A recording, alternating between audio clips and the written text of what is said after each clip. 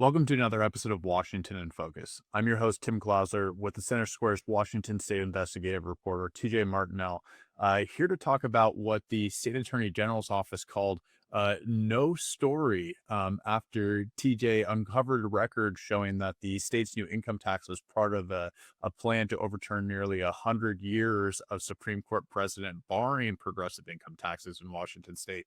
TJ, who exactly said there was no story here?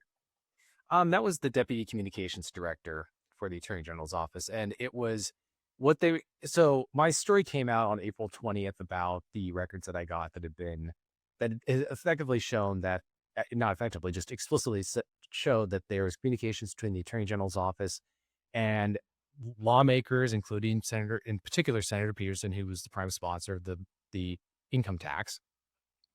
And that the purpose of the income tax was to trigger a lawsuit that would force the state Supreme Court to take up the question of whether income is property.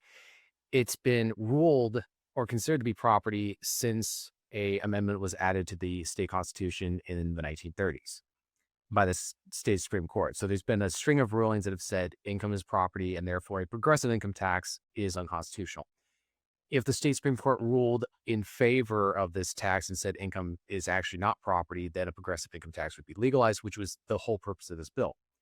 And so when I published the story, other media outlets reached out to the Attorney General's office for comment. And this is when they began saying that there was no story here. And I'm one, other media outlets ran stuff, right? Como, Cairo, Fox 13 interviewed me. They interviewed Senator Peterson. And then the Wall Street Journal's editorial board issued an editorial in response to my story and the communications that were going on.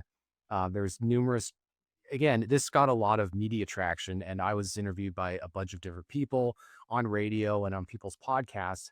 So I'm not okay that they can say that there's no story there, but that's really not the role of public information officers that work for for state agencies or any public entity for that matter. Oh, I was just going to say, if anything, it calls into question that communications manager's news judgment at the AGO, considering that, there's nearly 100 years of legal precedent barring progressive income taxes in Washington state. And these emails show uncover an explicit attempt to overturn that precedent. It's surprising that they're trying to downplay the release of those records by saying that there's no story there. It doesn't sound like it stopped any local media outlets. Yeah, and I think the other thing that's interesting is that they said there's nothing wrong with communications that were occurring. Well, okay, that's even if, let's say, a city council passed an ordinance that increased the local sales tax, and a reporter writes a story about it, and the public information officer for the city says there was absolutely nothing wrong with passing that. Well, that's not. It's still a story. From a taxpayer perspective, which is how we cover stuff, it was a taxpayer-funded attorney general's office and a taxpayer-funded a lawmaker using taxpayer resources money to craft a bill that was a tax itself so that it could legalize a tax that could potentially apply to every single state resident. And it's also a tax that voters have rejected 10 times since the 1930s. So the notion that there's no story there, basically what that's saying is taxpayers would not be interested in knowing that. And here's the other thing I would say. Let's say that you're a reporter and you got these records and you sat on them and your editor found out about it because you said there was no story. How long do you think you keep your job? Any editor worth his salt would look at this and react the same way as a guy with a winning lottery ticket. So that's kind of what it would be like. It would be the equivalent of a report of a guy getting a lottery ticket and throwing it in the trash, and then he goes home and tells his wife that. Yeah, and I understand they're saying, oh, well, it's not illegal for us to advise the legislature. That's a normal thing. And maybe it is. Okay. But like you're saying, I mean, that doesn't take away Nowhere, the here's the what's thing. going on here. Nowhere in our store. First of all, there's this really bad habit of people conflating our coverage with the people we interview. Just because somebody says something in a story doesn't mean that I personally agree with it. I'm quoting people, and there's this weird conflating of the writer of the story with the people that he interviews. And so nowhere in the story did we anybody say that the communications were illegal. They may have said they were inappropriate. That's if Rob McKenna says that, that's Rob McKenna saying that. If Jackson Maynard with Citizen Action Defense Fund, if he says it's inappropriate, that's his opinion. And so but nowhere do we say that's again, we're talking to other people and getting their opinions on this stuff.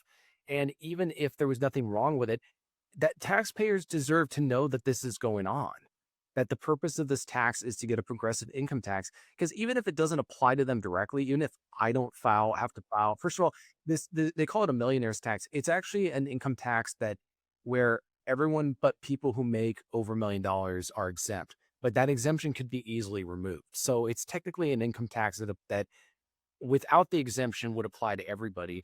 But even not, look at the response to the millionaire's tax. There's jobs that are moving out of the state. There's people who make a lot of money and fund stuff that are packing up and selling their homes and moving. So this idea that it doesn't affect you directly doesn't mean it affects you. That's not how it works. And it affects taxpayers. I'm sorry, but like you're using their resources to advance a political agenda of getting progressive income tax in the state. And so even if it's not inappropriate, unethical, or illegal, they still deserve to know that this is going on because it's their money. So the notion that this is not a story, and other media outlets obviously jumped on it. And why would Jerry Cornfield ask for the records within hours of my story breaking? If it wasn't a story, why would he ask for them? Clearly, he thought there was something to be found there, and they had no problem giving him the records within hours. So, I, again, I'm not really sure what else to say on in regarding that, regarding whether or not it's a story. I mean, I interviewed Jackson Maynard, who again, this is his opinion. He said it was the biggest political story in decades.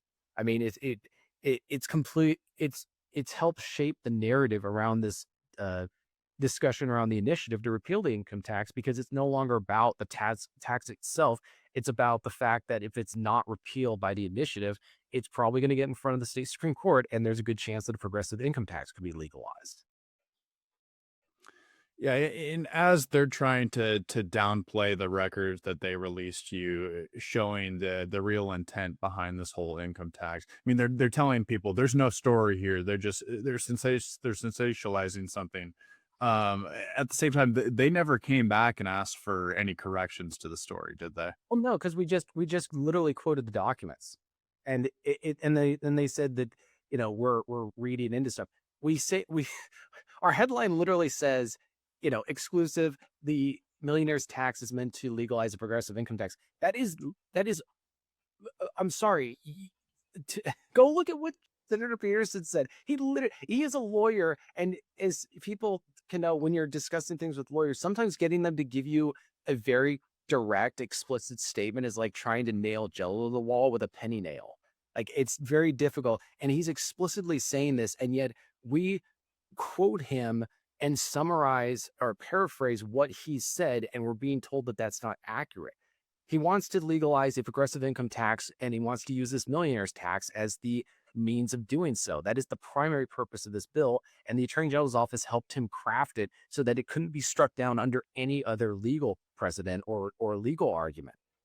Don't call it an excise tax. Don't have the marriage penalty in there. Keep it, nice and tight and focused so that the Supreme Court can't find any other reason to strike it down. Okay, Th- that that's a story, and I couldn't imagine any reporter reading that and thinking, well, it's like, I'm sure that there are some reporters out there, but they're that by all means continue to say that these aren't stories, so I keep getting the exclusives or whatever, because I can only imagine how many reporters out there that are sitting on stories that they could be reporting on, because for reasons that I don't know, but